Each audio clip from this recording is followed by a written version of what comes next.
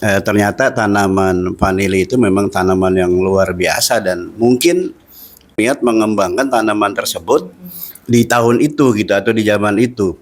Nah sekarang harga tanaman vanili itu begitu saya cek itu 1 kilonya 3 juta. Ya jadi kalau ya 1 kilonya 3 juta kita bayangkan kalau 10 kilo 100 kilo saja sudah berapa itu kan begitu. Nanti ya. di Wagle deh tanam lah. Ya siap. Nah kemudian selain itu ternyata ada 30 manfaat tanaman vanili begitu ya. Bukan cuma pewangi. Bukan cuma pewangi, ternyata ada 30 termasuk dia meningkatkan hormon kebahagiaan begitu. Jadi kalau orang sering menghirup baunya vanili itu, iya seger sih itu membuat aromaterapi gitu soalnya. Ya jadi ya selain bumbu ya, jadi dia bisa tenang, kemudian hormon kelelakiannya juga bisa meningkat dan lain sebagainya. Pokoknya di sini ada mempercepat kehamilan. ada 30 gitu. Ya itu yang ditulis saya Bapak ya. Ini saya tulis Pak Haji, ada 14 lembar ini. Nah, kemudian yang kedua tanaman bambu juga ini sudah saya tulis dengan gambar-gambarnya Pak Haji, sudah ada ini. Udah saya. Kalau rebung mah itu mah alami yang ada di sini. Kalau vanili mah dari luar dibawa ke sini. Betul, iya. Nah, ternyata rebung juga manfaatnya banyak. Ada 15 manfaat rebung untuk kesehatan. Nah, selama ini kan kita mungkin nggak tahu. Taunya konsumsi aja itu kita rebung, kita makan. Yang jelas mah pohon bambu sekarang sudah banyak dimusnahkan di kita. Iya. Ya, padahal manfaatnya luar biasa. Di antaranya gubuk apung.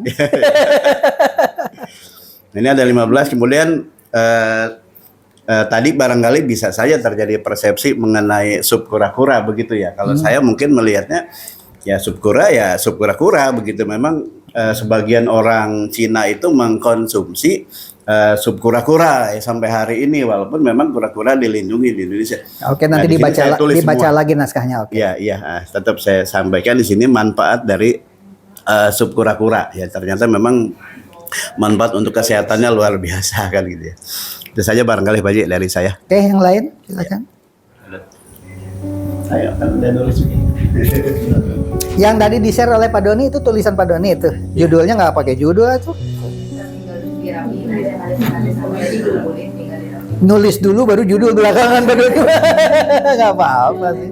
Sebenarnya itu kalau ngelihat itunya penggunaan ilmu sosial, walaupun mungkin secara disadari atau tidak gitu penggunaan ilmu sosiologi itu, karena kalau yang dipraktekkan oleh misalnya saya kan menulis tentang resolusi jihad oleh Kiai Haji Hasyim Asy'ari.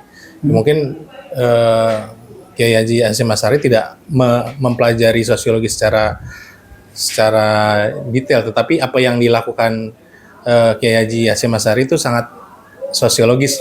Artinya pemberdayaan yang dilakukan itu tertulis dalam teori-teori sosiologi di mana. Ada hubungannya nggak dengan Jettenbrink? Kalau tulisan saya di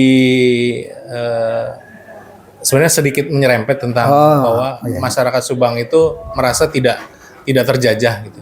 Tetapi pada dasarnya penjajahan itu kan bukan persoalan masalah merasa dijajah atau tidak, tetapi ketika tanahnya dibeli, kemudian mereka menanam itu bukan keinginan mereka, apa yang mereka tanam, kemudian suatu saat mereka tidak punya hak lagi atas tanah itu sehingga bisa terusir kapan saja. Sebenarnya kan kemerdekaan itu kan intinya bisa menentukan nasib sendiri, kemudian bisa mensejahterakan diri sendiri, punya kedaulatan atas wilayahnya. Itu sebenarnya kan konsep kemerdekaan seperti itu. Sementara di situ upah ya? Iya, sementara mereka di sana diupah dan tanahnya sudah dibeli, artinya dia bisa terusir kapan saja ketika sudah tidak dibutuhkan.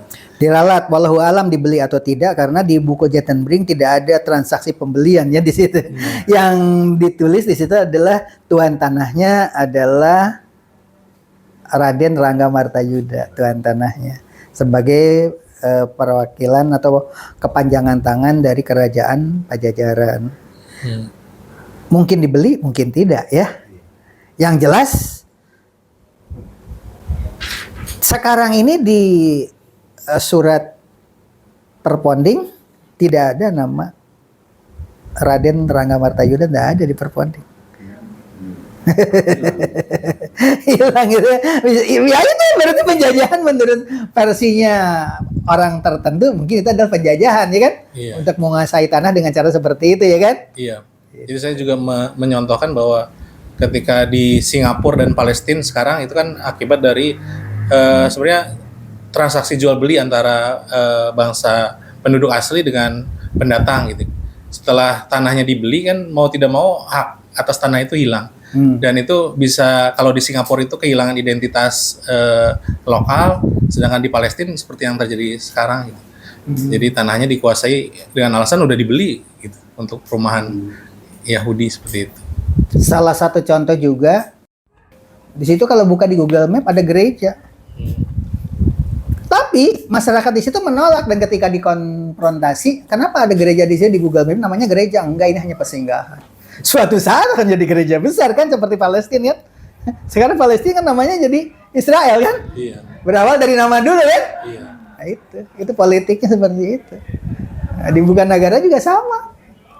Sama aja bukan negara di situ tuh, dicek di situ gereja. Ya. Muncul di situ. Itu salah satu contoh.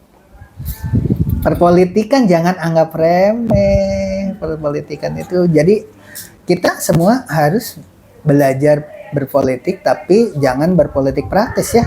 Iya. Itu. Dan tularkan kepada anak-anak bahwa besok pemilu itu harus ikut pemilu. Dan kayaknya sekarang mah anak muda, kalau dulu mah anak muda banyak yang tidak ikut pemilu. Sekarang mah karena ada Raka Gibran, ya kan, anak muda, kayaknya semua pada ikut pemilu ini. Makanya pintar Pak Prabowo itu, ya kan? Seperti Pak Ridwan Kamil bisa jadi gubernur Jawa Barat karena kaum milenial loh. Di atas kertas Pak Ridwan Kamil nggak ada apa-apanya pada saat itu karena organisasi-organisasi besar ya ke pihak lain. Di luar perhitungan. Ternyata yang paling banyak milenial. Ya dilantik lah Pak Ridwan Kamil. Kayaknya akan dilanjutkan sama Pak Prabowo nih dengan adanya Raka Gibran itu. Salah satu contohnya. Ini namanya perpolitikan, kalau kita kan harus netral.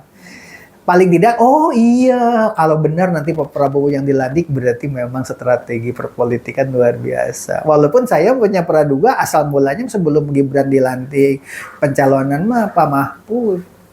Semua jadi rebutan atau Pak Mahfud mah. Itu. Apalagi Pak Mahfud kemarin katanya waktu ini kan deklarasi atau apa itu, pakainya pakaian ini seragam Pak Prabowo ya dulu ya.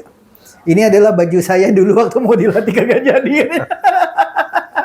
Itu bagian dari politik gitu kan. Itu yang harus dipelajari oleh guru sosiologi itu. Jadi pembelajaran lah. Ya, pembelajaran. Paneli jadi pembelajaran, Syukurakura jadi pembelajaran. Bapak di pelonco, diadili gara-gara bilang ODGJ jadi pembelajaran. Nah, begitu juga pengalaman Pak Doni, pengalaman Pak Nur Hasan, tulislah di situ. Tapi jangan bukan hanya nulis, tapi benar-benar ilmiah. Bapak punya jasa, sekarang orangnya itu yang asalnya diterlantarkan sekarang jadi pusat perhatian. Udah begitu kan. Ibadah tuh macam-macam caranya ya kan. Begitu juga di tempat muslim yang tidak ada agama apapun di situ tiba-tiba berdiri rumah peribadatan. Nah, salah satu contoh gitu kan. Sudah ada namanya di situ. Ya lama-lama tinggal ngebangun. Udah orang namanya sudah ada di Google Maps sekian abad yang bukan sekian abad, sekian puluh tahun yang lampau. Sekarang udah berapa tahun itu nama di situ bercokol. Tidak pernah dikotak-atik, ya kan? Gitu. Generasi tuanya sudah almarhum, generasi muda sudah ada namanya, gitu kan? Gitu. Itulah barangkali secepatnya minggu depan harus sudah ada di meja di Bapak di sini.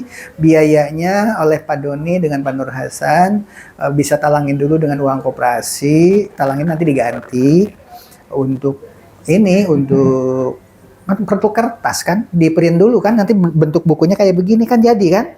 Covernya Ibu bikin yang bagus. Bab 1, bab 2, bab 3-nya. Bab 1-nya tulisan Bapak, bab 2-nya Jetan Bring, baru yang lain adalah karangan Bapak dan Ibu, termasuk tulisan Bapak yang kemarin di-share, itu disimpan di halaman terakhir. Gitu. Jumlah halaman Pak Haji kita targetkan apa 100 halaman, apa 200 halaman?